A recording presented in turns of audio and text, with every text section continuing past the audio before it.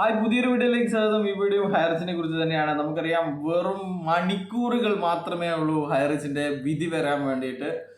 നിങ്ങൾക്കൊക്കെ കോടതിയിൽ പോയവർക്കറിയാം, ഇതിനെ പിന്നെ രണ്ട് വശങ്ങളും മനസ്സിലാക്കിയവർക്കറിയാം, ഇന്ത്യയിലെ നിയമങ്ങളെക്കുറിച്ച് ചെറിയ ധാരണയുള്ളവർക്കറിയാം, സ്കൂളിൽ പോയവർക്കറിയാം, ഒക്കെ അറിയാം ഇത് മണി ചെയിനാണ്, ഇത് തിരിപ്പി വരില്ല എന്നുള്ള കാര്യങ്ങൾ നന്നായി അറിയാം. പക്ഷേങ്കിൽ ഇപ്പോഴും ഒരുപാട് പാവങ്ങൾ, രോഗികൾ, കടം വാങ്ങിയിട്ടവർ, പിന്നെ വീട് ജപ്തിയായവർ ഒക്കെ കാത്തിരിക്കുകയാണ് ഹൈറിച്ച് തിരിച്ചു വരും എന്ന് കരുതിയിട്ട്.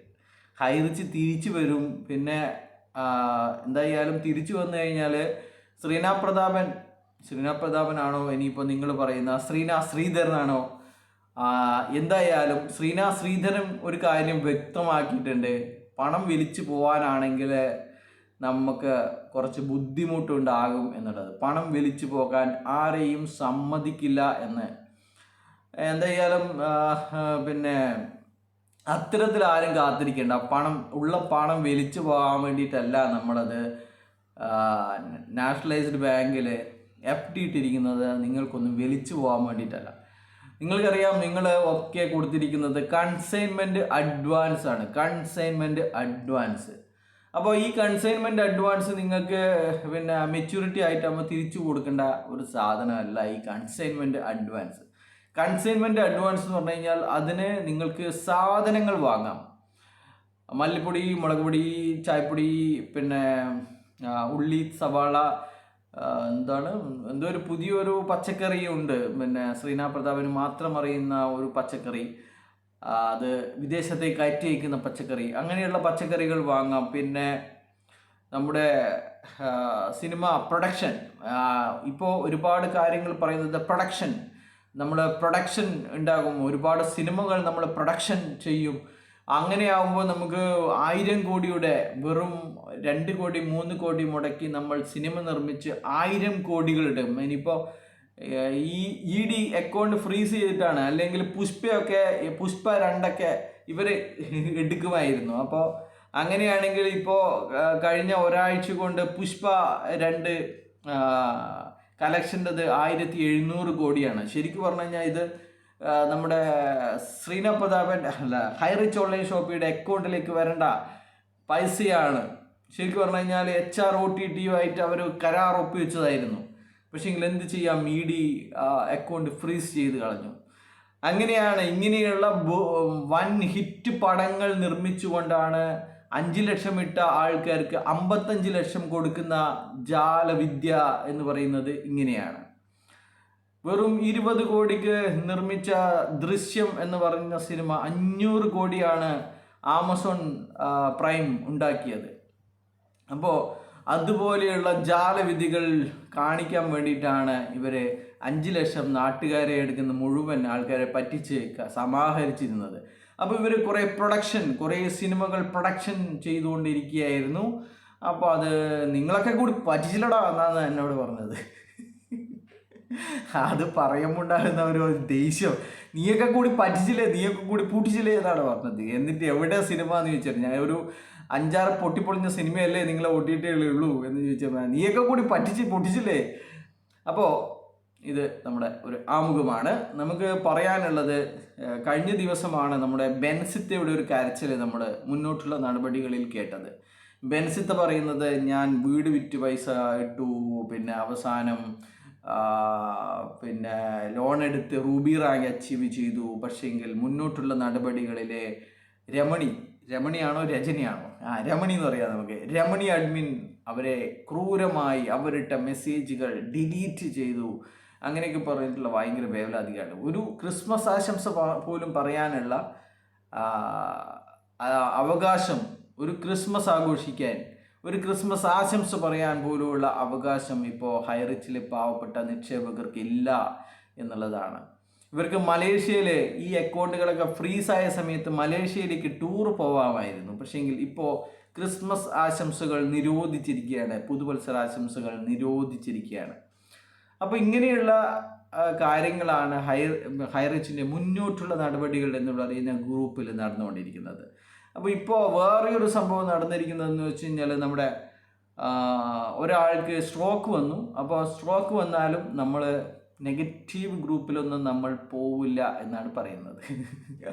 വളരെ സന്തോഷം ചേച്ചി.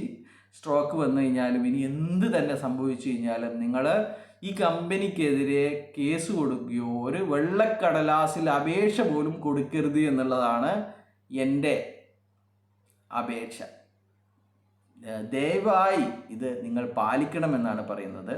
ഇത് ഈ കമ്പനിയെ ചതിച്ചതാണ്, പറ്റിച്ചതാണ്, ഒരു കൂട്ടം ആൾക്കാരെ ക്വട്ടേഷൻ കൊടുത്തതാണ് എന്ന രീതിയിൽ മാത്രമായിരിക്കണം നിങ്ങൾ വിശ്വസിക്കേണ്ടത്. ബാക്കി എല്ലാം തന്നെ ഇതാണ്. എനിക്ക് കഴിഞ്ഞ മാസം, ഇനിയിപ്പോൾ 2 ദിവസം കഴിഞ്ഞേ ഉള്ളൂ, അപ്പോൾ ഈ മാസം ഈ കമ്പനിയെ പൂട്ടിക്കാനും ഈ കമ്പനിക്കെതിരെ വീഡിയോ ചെയ്തു എൻ്റെ പിന്നെ 4 ലക്ഷം ഇപ്പോൾ 31-ാം തീയതി ക്രെഡിറ്റ് ആവും.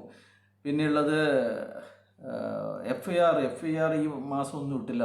FIR ഇട്ടിട്ടുണ്ടെങ്കിൽ വേറെ ഒരു 5 ലക്ഷം കൂടി കിട്ടുമായിരുന്നു. ഈ മാസം FIR 1-2 ഇങ്ങനെ പെൻഡിങ് ഉണ്ട്, പക്ഷേങ്കിലൊന്നും ആയിട്ടില്ല. അപ്പോൾ ഈ മാസം ഈ കമ്പനിക്കെതിരെ പറഞ്ഞത് കൊണ്ട് വെറും 4 ലക്ഷം മാത്രമേ ഉള്ളൂ. ഇങ്ങനെ വേണം വിഡ്ഢികളായ നിങ്ങൾ വിശ്വസിക്കേണ്ടത്. അപ്പോൾ ഭർത്താവിന് സ്ട്രോക്കാണ്. ഭയങ്കര മറ്റേ വിധി വരാത്തതിൽ നിരാശയിൽ ഭർത്താവിന് സ്ട്രോക്ക് വന്നിരിക്കുകയാണ്. പക്ഷേങ്കിൽ ആരും തന്നെ എന്നെ നെഗറ്റീവ് ഗ്രൂപ്പുകളിൽ ചേർക്കാൻ ശ്രമിക്കേണ്ട. ആരും നെഗറ്റീവ് ഗ്രൂപ്പുകൾ ആൾക്കാർ മെസ്സേജ് അയച്ചാൽ ആട്ട് കിട്ടുമെന്നാണ് ആ ചേച്ചി പറഞ്ഞിരിക്കുന്നത്. എന്താണല്ലേ, നമുക്ക് ചൊറിച്ചലല്ലേ അവരെയൊക്കെ. നമ്മൾ കോണ്ടാക്ട് ചെയ്തിട്ടുണ്ട് പിന്നെ, പക്ഷേങ്കിൽ പണ്ട്. ഇനി ഇപ്പം ആ പരിപാടിയില്ല. ശരിക്കും പറഞ്ഞു കഴിഞ്ഞാൽ നിങ്ങൾ നമ്മളൊന്നും കോണ്ടാക്ട് ചെയ്യണ്ട. നിങ്ങൾ കോണ്ടാക്ട് ചെയ്യേണ്ടത് അയൂബ് ഖാനെ നിങ്ങൾ കോണ്ടാക്ട് ചെയ്യാം, അബ്ദുൾ ബാരിയെ നിങ്ങൾ കോണ്ടാക്ട് ചെയ്യാം. ഇങ്ങനെയൊക്കെയുള്ള ആൾക്കാരെ കോണ്ടാക്ട് ചെയ്ത് കഴിഞ്ഞാൽ നമ്മൾ അയൂബ് ഖാനെയൊക്കെ ഒരുപാട് കളിയാക്കിയിട്ടുണ്ട്. പക്ഷേങ്കിൽ അയൂബ് ഖാനെയും അബ്ദുൾ ബാരിനെയും ഒക്കെ കോണ്ടാക്ട് ചെയ്ത് കഴിഞ്ഞാൽ അവർക്ക് ഈ കമ്പനിയുടെ മുന്നോട്ട് എന്തായിരിക്കും കേസ്, എന്തൊക്കെ ഓപ്ഷൻസ് ആണ് ഉള്ളത് എന്നതിനെക്കുറിച്ച് അവർ കൃത്യമായിട്ട് പറഞ്ഞുതരും. അപ്പോൾ ഇത്തരത്തിൽ കുറച്ചൊക്കെ വെളിവും വെള്ളിയാഴ്ചയുമില്ല ലീഡർമാരാണ് ഈ പറഞ്ഞ ലീഡർമാർ. ബാക്കിയുള്ളവരൊക്കെ ഇവരെ ശരിക്കും പറഞ്ഞു കഴിഞ്ഞാൽ കമ്പനിയെ സംരക്ഷിക്കാൻ വേണ്ടിയിട്ട്, കേസ് വരാതിരിക്കാൻ വേണ്ടിയിട്ട്, ലീഡർമാരുടെ സ്വത്ത് പോകാതിരിക്കാൻ വേണ്ടിയിട്ട് കൊട്ടേഷൻ വാങ്ങിയ ആൾക്കാരാണ്. അപ്പോൾ എന്തായാലും ഒരുപാട് ആൾക്കാർ പിന്നെ വിളിച്ച് ചോദിക്കുന്നു, എന്താണ് ബ്രോ ഞായറാഴ്ചയായിട്ട് വീഡിയോ ഒന്നും ഇടാത്തത് എന്നൊക്കെ പറഞ്ഞ് വീഡിയോ ചോദിക്കുന്നു. അതുകൊണ്ട് മാത്രമാണ് ഈ വീഡിയോ ചെയ്തത്. എന്തായാലും നമുക്കറിയാം ഈ കമ്പനി ഒരിക്കലും തിരിച്ചു വരില്ല എന്ന്. അപ്പോൾ അതുകൊണ്ട് നമുക്ക് മറ്റ് കാര്യങ്ങൾ ചെയ്യണം, കുറച്ച് റിസർച്ചിൽ കുറച്ച് കോൺസെൻട്രേറ്റ് ചെയ്യണം എന്നുള്ളതാണ് ഈ 2025 ഒരു തീരുമാനം. അപ്പോൾ അങ്ങനെയുള്ള കാര്യങ്ങളുമായിട്ടാണ് മുന്നോട്ട് പോകുന്നത്. അതുകൊണ്ട് തന്നെ ചില ഷോർട്സ് വീഡിയോസ് മാത്രം, നമ്മൾ ചാനൽ കുറച്ചും കൂടി മുന്നോട്ട് പോകണമല്ലോ, അതുകൊണ്ട് ഷോർട്സ് മാത്രമേ ഉണ്ടാവുള്ളൂ. അതുകൊണ്ട് ഈ ഹൈറിച്ചിൻ്റെ കാര്യങ്ങൾ ഒക്കെ നമ്മൾ പതിയെ നമ്മൾ വീഡിയോ ഇടുന്നതിൽ നിന്ന് നമ്മൾ കുറക്കുകയാണ്. അത് വിചാരിച്ചിട്ട് തീരെ ഇല്ല എന്ന് വിചാരിക്കേണ്ട. നമ്മൾ ആവശ്യമുണ്ടെങ്കിൽ ഇതിനേക്കാൾ ശക്തിയായിട്ട് നമ്മൾ തിരിച്ചു വരും.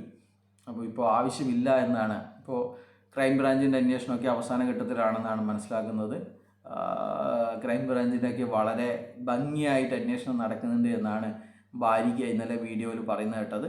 അപ്പോൾ അതുകൊണ്ട് തന്നെ എന്തായാലും ഇതിനെക്കുറിച്ച് വേറെ ഒന്നും തന്നെ പറയാനില്ലാത്തത് കൊണ്ടും